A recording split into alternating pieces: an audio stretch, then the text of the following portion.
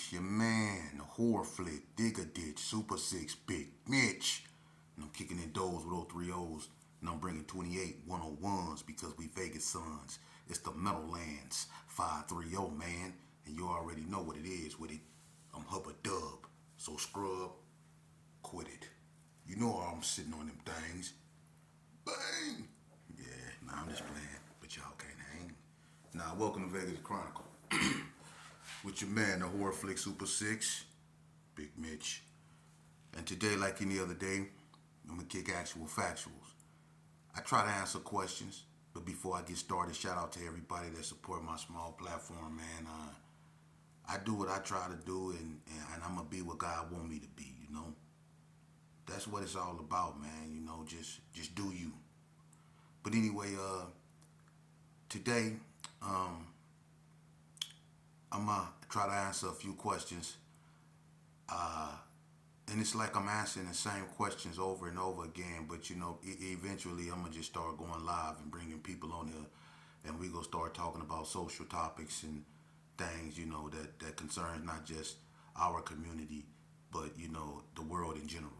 So with that, let's get on. Somebody asked me, have any California individuals came out here and joined Vegas, you know, gangs.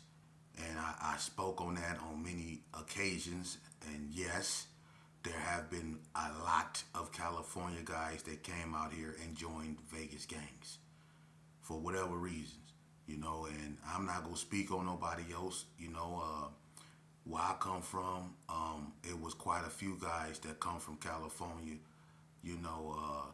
And you know, I'm not gonna. Some dudes, the ones I'm cool with that I did my thing with, you know. My mentor was actually from California. He was from 89 East Coast 89 East Coast Crib, Bread Dog. You know, he was from California, and he had a California mentality, you know. But that was my big Brody. You know what I mean? He taught me a lot, you know. And you know, Lil Bread, you know, he come from out there. You know, I can bring up these individuals because when they came to the G's, they was of age. You know what I mean? So it wasn't like it's not like I'm exposing nothing new. You know what I mean? And you know, it's quite a few dudes that came from California. You know, it's quite a few Bloods that came from California. It's quite a few Crips. You know, the Grapes is you know, a lot of them have came out here and joined, you know, Crip gangs or whatever. You know what I mean? Uh, the Meek family that's on 40 block, the Meeks. You know, half some are 40 block, some are Gersons, the Meeks. But the Meeks are some kin to the Grapes. And the Grapes, a lot of Grapes like Tyrone, Third World, and all them, you know, came out here. And me and Third World here, Third World, a triple OG, you know, crazy as I don't know what, straight from Jordan Downs, got writing all over his face, you know what I mean? But the Meeks, they got a kinship with the Grapes, you know what I'm saying? But yeah, it's a lot of guys that from California that has came out to Las Vegas and joined.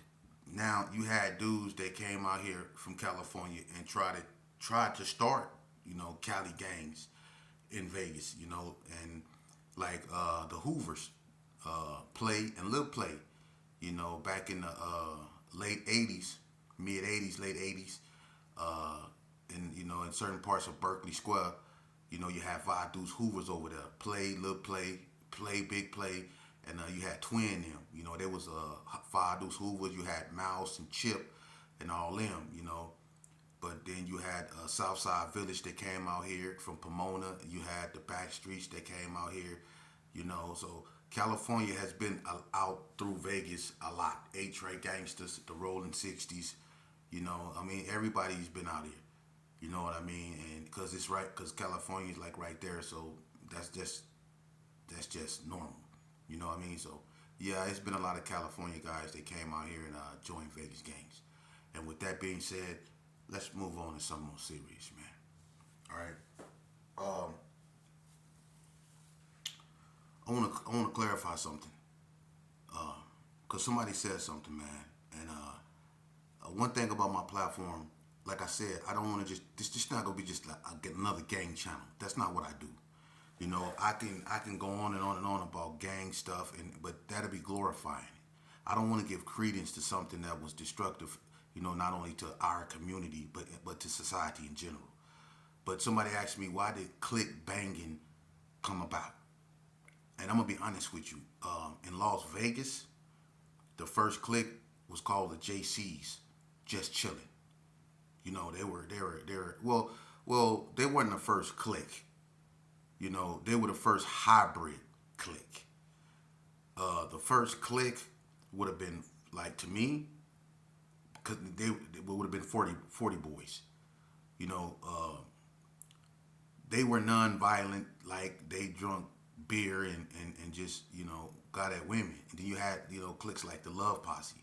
But when it came to like click banging, now click banging like Squad and Wood and all that, you know, and hybridism, you know, the first, to me, hybrid gang in Vegas was the Wicked Style Players over there on 40 Block.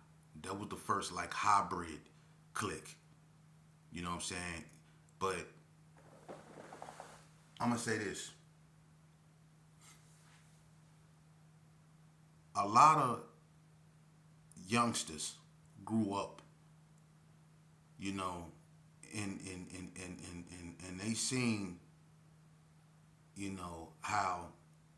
And I'm gonna be honest with you, click banging, when you find kinship in another cat from a neighborhood you supposed to be at war with, meaning when a Gerson becomes best friends with a West Coast blood on the street, and that friendship develops to the point to where they willing to go to war with their own neighborhood behind one another, because that's how cool they is. And then other people from other neighborhoods who supposed to be their enemies in one way or another join the crowd for whatever reasons. They might have something in common. I don't know. But the lack of love that a lot of youngsters see in their neighborhoods, and how they own homeboys treat each other. And we go keep it real. Because when I was coming up, I witnessed it. I witnessed how the Gerson went from being a family to just another gang. You see? Jealousy. When them drugs, like in 85, when crack and all that stuff start coming in, we went from sharing what we had with one another. In Herbert Gerson, one thing that we all had, in, you know, that we shared, that bondage, is when the boys club used to cook for the whole Gerson. Y'all remember that? We had barbecue grills in front of the boys club. They used to cook for the whole Gerson. Every morning, we drunk chocolate milk. Remember the peanut butter cookies and the ham sandwiches, them cold ham sandwiches and that chocolate milk, them crates. We used to be out there lined up deep. We ain't even wash our face to brush our teeth. We was going to get them sandwiches, though. Y'all remember that? That was before drugs really took over and all that. We was a family. Herbert Gerson was family structured. We went to Doolittle together. DMC used to take us up there. Michael White used to take us up there. We used to go up there like little ducks, with our towels. We used to go up there. As a family, we was family oriented. But what happened? Drugs came. See, people started having money, and I guess with money come other things like egos, arrogance. You know, and I ain't saying all, because everybody that started balling didn't start acting funny. Some people kept it real, and they know who they are. But some people was acting funny. You couldn't sit on their cot. You couldn't slap box with them no more like we used to do when we used to eat summer sausages and crackers. When we ain't had nothing. When we used to go half on a 40. But when you start balling and start doing your thing, you turn your nose up at me See, that's what happened. And then homies started getting into it. People started owing people. And y'all forgot that y'all grew up together. So when you owe a homie something, he dealt with you like you were just another individual he just met. He forgot the fact that y'all used to be little kids, that your mama know his mama, and they went to school together. That y'all ate mambas together, cherry chains, lemon heads, Johnny Apple seeds. That y'all used to take the paper clips and go pop the video games. They forgot about that when they started having things. See, the youngsters, they witnessed all that. The envy. Because the ones that wasn't balling, they started looking at the homies that was balling in a different way too. The homie that had the money, he started acting arrogant. And the homie that didn't have the money, he started acting predatory. Like, I'm going to get that. You know what I mean? See? And then they find reasons to get into it with one another. Most likely it's over a female. That's the golden one. The go-to, the female. Or the he say, she say. And it's normally a female that be in the middle of that too. The he say, she say. Because some of these dudes, they talk more than the females. So that's why I mean, he say, she say. See? And then a lot of so-called homeboys that feel like, well, you know, they having things and they don't feel safe around the homies because they not having things, you know, and when they try to help the homie out, they don't try to do nothing with what they try to help them out with. They just mess it off and then expect them to keep giving them something to keep them afloat, especially when they get out the joint. I had that problem. I felt like somebody owed me, but don't nobody owe nobody nothing. We all chose to play this stupid game. We all chose to get in the game. We all signed up for this. So what you signed up for, you chose to sign up for. You chose to sign up for betrayal. That's what you chose to sign up for, betrayal. Because in the end, that's what it is, betrayal. For real. You know? And I'm going to tell you something. People love, and then they say, well, he getting to preaching now. And if you don't like what I'm saying, you don't have to listen to me. But I tell you this right here. You know, mothers is still out there burying their sons. Just the other day, some mother lost her child. No need to get in nothing. But this is sad, man. This is sad, but y'all claim to be victims of something. Or y'all claim to be victims of this, y'all claim to be victims of that. But not only are you victimizing yourself, but if you can take it even deeper. You can go to each hood. They backdooring one another. So when you get knocked down, it ain't your so-called enemy, the one that you was raised to hate. It be the one that raised you to hate them that do you.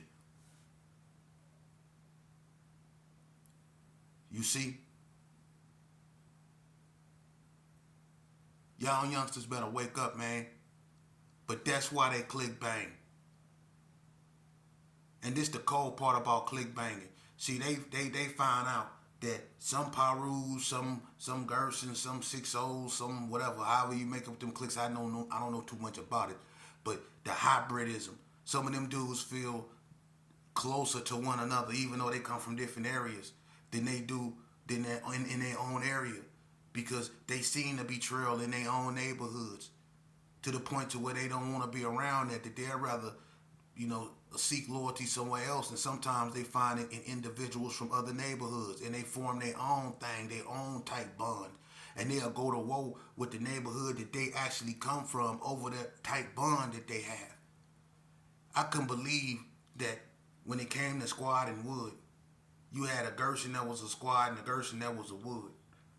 And these dudes hated each other. They hated, they hated each other. but they both from the Gerson. They hated each other, but one was a squad and one was the Wood, and this one killed me. They hated each other, but when they talk, they both say on the crown.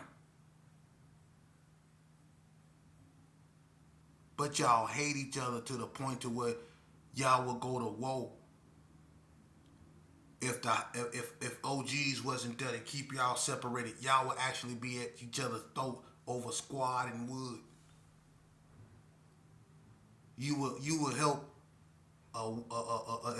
If two Gersons, one was a Squad and one was a Wood, and one of the Gersons was with a 6-0, and he was a Wood too. The squad, they would jump that other Gerson because he was a Squad. So a Gerson in the 60 jumped another Gerson. Or vice versa.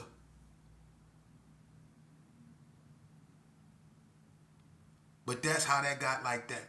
Because they seen how their big homeboys started treating each other. And don't act like it didn't happen. It happened in every hood. People turned on each other. And it ain't just in Vegas. It's in everywhere. People turn on. Envy is envy is one of the most dangerous impulses a person can have. Envy, jealousy. You know? Envy and jealousy. It's been here since the beginning of man. And I'm not going to get religious, but y'all remember the story of the two brothers? Yeah. Yeah. Jealousy and envy will make you do your own brother. And when we was younger and we was in the game, what we used to call each other? What's up, bro? That's my brother. That's my brother. Remember that? That's my brother. I am my brother's keeper. That's my brother. That's my Brody. Bruh. What's up, big bro? Remember that? But in the beginning, y'all remember the story of the two brothers? You gotta watch what you say because YouTube, they be select. YouTube be politicking, for real. But anyway, y'all remember the two stories of the two brothers, and the other brother unalived the other brother because God accepted his gift of his sacrifice and not the other one. And he was y'all know that story, right? That rings true. See? And that's sad. But what we gonna do about it? What we gonna do about it? I ain't trying to organize no football games, no basketball games, no none of that. I'm trying to get to the root of the problem. I'm trying to stop the bloodshed. I ain't trying to do nothing that ain't gonna come up with no ideas that's not gonna agitate the mind, that's not gonna make us accept harsh realities, that's not gonna make us self-reflect, that's not gonna make us pause what we doing and say, hold on. Because as you can see, everything around us is turning for the worse. Everything. And we still got our children out here seeking self-esteem and unaliving one another. In this gangster, whatever. I lived that life, and let me tell you something. The only thing you go find out living that life is that it really don't exist. It don't. There's no such thing as a gangster. There's no such thing as that, man. It's not. There's no such thing as what we call ourselves. I used to call myself demon. I'm not a demon. The neighborhoods we claim, when they ready to tear them down, we can't stop them. We go somewhere else and call ourselves something that ain't even there no more. That's how delusional we are and have become. But we remain mute to the cries of the mothers that suffer from our actions. And we wonder why we in this state of the despair. We wonder why we can't never get nowhere.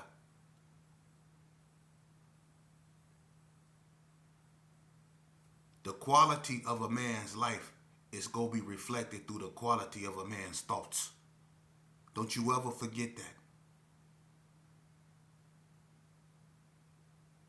Your behavior is going to always reflect the way you think.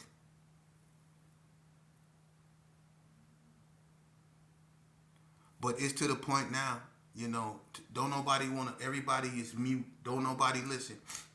You go to funerals. Who really cry except the immediate family? People, when they go to funerals nowadays, they be in there like this, twirling their dreads. They be like this here.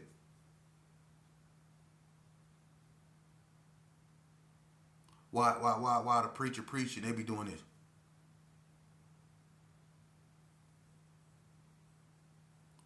Yeah. Y'all need to wake up, man. Let's stop playing with the game. Shout out to everybody that go out there and feed the homeless. Shout out to everybody that try to make a positive difference wherever you are. You might not be able to do nothing great in life, but just make sure what little you do it greatly. Understand? Now, when it comes to these streets, there's nothing not too many people could tell me about them, especially the streets of Vegas. You looking at the son of the founder of this bull crap.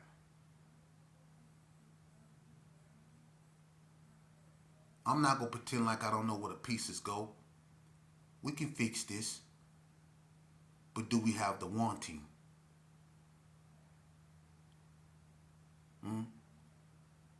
You seem to have the wanting to desecrate, decimate, destroy,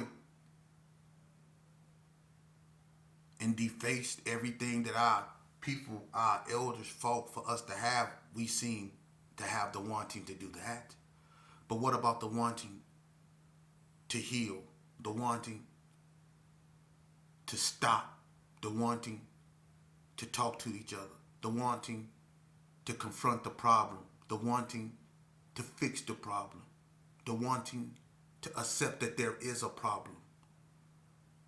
Why not that? We don't have to all walk around a clenched fist. What we mad at? Ourselves. Because we can't blame this all on them other folks. We can't. We done this to ourselves. This is our problem. And we have to accept responsibility for it. Now, it's a lot of childhood friends of mine and yours that's not here, that have children that's here and lost. Do you feel obligated to at least try to talk to them, guide them, prevent them from falling in the same path that their fathers and we have, that led us to the penitentiary and unfortunately their fathers to the cemetery? Do you feel obligated to speak and step up? Nah. Half y'all don't even want to. Child support. I ain't gonna even go there. But half of y'all don't even want to speak and step up for your own. And you wonder why they don't respect you. And now you got kids out here being father figures to other kids, and you wonder why they click bang. And you wonder why they say, I ain't got no OGs. Because there wasn't no OGs there to guide them in the right way. And the OGs, not all, now, I ain't gonna say all. But it was some rotten OGs out there. And them youngsters know it. That played a big part in why they say they don't have no OGs. Cold, ain't it? That's cold. That's cold. And you got the OGs, you know, a lot of them, not all of them, a lot of them, they don't want to take responsibility. You made gang banging seem cool. You wasn't out there protecting the youth in your neighborhood. You was over there beating up people, you know, doing your thing. You was out there. You wasn't out there trying to protect the little kids up over there. Cause if you did, they wouldn't have grew up doing what you was doing. You see? But you don't want to accept responsibility for that. But you want to call yourself an OG. You can't never call yourself an OG and not accept responsibility for what you did. You had influence over these kids. That's why they claim what they claim. You bear responsibility just as much as they do, just as much as you claim the system do. You bear responsibility too. Because you was out there showing your behind. Yeah, you was. When you was out there drinking what you was drinking, doing what you was doing, smoking what you was smoking. You was out there, you didn't care. You didn't care who seen you do it. Yeah. You the one came up with the term OG. You the one came up with that term, lil homie. You came up with that term, OG. You came up with that term, lil homie. So you bear responsibility too.